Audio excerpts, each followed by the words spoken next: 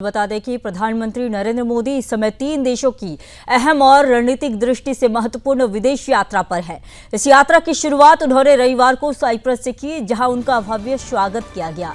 इस दौरे में वैश्विक कूटनीति, व्यापारिक साझेदारी और भारतीय समुदाय के साथ संवाद को नए आयाम देने की दिशा में एक बड़ा कदम माना जा रहा है। आज उनके साइप्रस दौरे का दूसरा दिन है और वे आज ही कनाडा के कारानाक्से शहर के लिए रवाना होंगे, जहां वे 17 जून को आयोजित होने वाले G7 शिखर सम्मेलन में हिस्सा लेंगे। इसके बाद वे 18 जून को क्रोएशिया का दौरा करेंगे, जो भारत यूरोप संबंधों को और सशक्त बनाने की दिशा में एक और अहम कड़ी साबित होगा। साइप्रस में प्रधानमंत्री मोदी ने वहां के राष्ट्रपति निकोस क्रिस्टोडोलेसिस से मुलाकात की और दोनों नेताओं के बीच द्विपक्षीय संबंधों को और गहरा करने, व्यापार को बढ़ावा देने और तकनीकी सहयोग को मजबूत करने पर सार्थक बातचीत हुई। इस दौरान दोनों देशों के प्रतिनिधियों की मौजूदगी में एक बिजनेस राउंड टेबल इवेंट का आयोजन भी किया गया, जिसमें दोनों पक्षों के सीईओ और व्यापारी वर्ग शामिल हुए। इस कार्यक्रम में पीएम मोदी ने भारत और साइप्रस सीईओ फोरम को संबोधित भी किया और साइप्रस को भारत का भरोसेमंद और दीर्घकालिक रणनीतिक साझेदार बताया। उन्होंने यह भी कहा कि साइप्रस से भारत में वर्षों से लगातार निवेश हुआ है और अब भारत से भी कई प्रतिष्ठित कंपनियां साइप्रस में अपने व्यापार का विस्तार कर रही है। मोदी ने बताया कि भारत और साइप्रस के बीच आपसी व्यापार अब $150 मिलियन के पार पहुंच चुका है। हालांकि उन्होंने यह भी स्पष्ट किया कि यह आंकड़ा दोनों देशों की वास्तविक क्षमता की तुलना में बेहद ही कम है और इस साझेदारी में तेजी लाने की जरूरत भी है। उन्होंने भारत में बीते 10 सालों के विकास को रेखांकित करते हुए कहा कि भारत में डिजिटल क्रांति ने पूरी दुनिया का ध्यान खींचा है।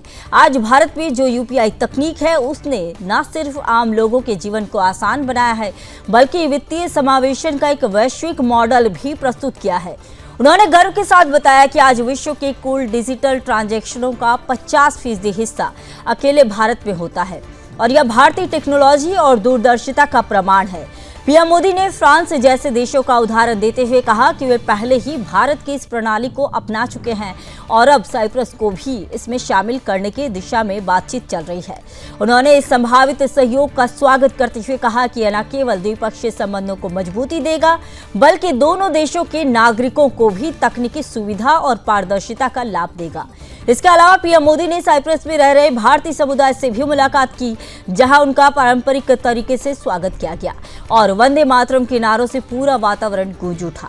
पीएम मोदी ने भारतीय प्रवासियों को देश की उपलब्धियों से अवगत कराया और उनसे भारत की वैश्विक छवि को और मजबूत बनाने में योगदान देने का आग्रह किया। उन्होंने यह भी कहा कि आज भारत विश्व मंच पर एक निर्णायक भूमिका निभा रहा है और इसमें प्रवासी भारतीयों की भूमिका भी बेहद ही अहम है। इस दौरे के माध्यम से पीएम मोदी ने न केवल वैश्विक सहयोग को एक नई दिशा देने का प्रयास किया है, बल्कि भारत की आर्थिक, तकनीकी और कूटनीतिक हितों को भी मजबूत प्रदान कर रहे हैं। उनकी यह यात्रा वैश्विक मंच पर भारत की सशक्त उपस्थिति का एक और प्रमाण बन रही है। भारत साइप्रस आर्थिक संबंधों के लिए आपकी प्रतिबद्धता को मैंने महसूस किया है। आपके विचारों में सिर्फ संभावना ही नहीं, संकल्प को भी मैं महसूस कर रहा हूं। यह स्पष्ट है कि हमारे संबंधों में आगे बढ़ने की अपार संभावनाएं हैं। फ्रेंड, साइप्रस लंबे समय से हमारा विश्वसनीय पार्टनर रहा है, जिसका आप लोगों ने भी उल्लेख किया, और भारत में यहां से उल्लेखनीय निवेश भी हुआ है। कई भारतीय कंपनियों ने भी साइप्रस में, और एक प्रकार से साइप्रस को यूरोप का गेटवे के रूप में ही देखा है।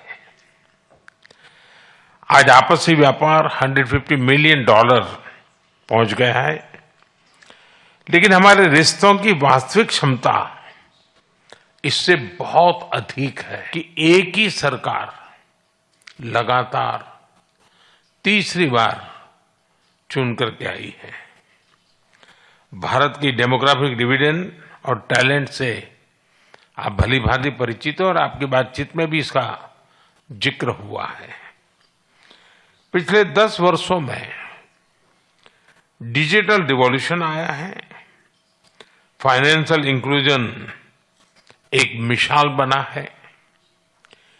यूनिफाइड पेमेंट्स इंटरफेस यानी यूपीआई के माध्यम से आज विश्व का 50% डिजिटल ट्रांजैक्शन भारत में होता है। फ्रांस जैसे कई देश इससे जुड़े हैं। साइप्रस को भी इससे जुड़ने के लिए बात चल रही है और मैं इसका स्वागत करता हूं।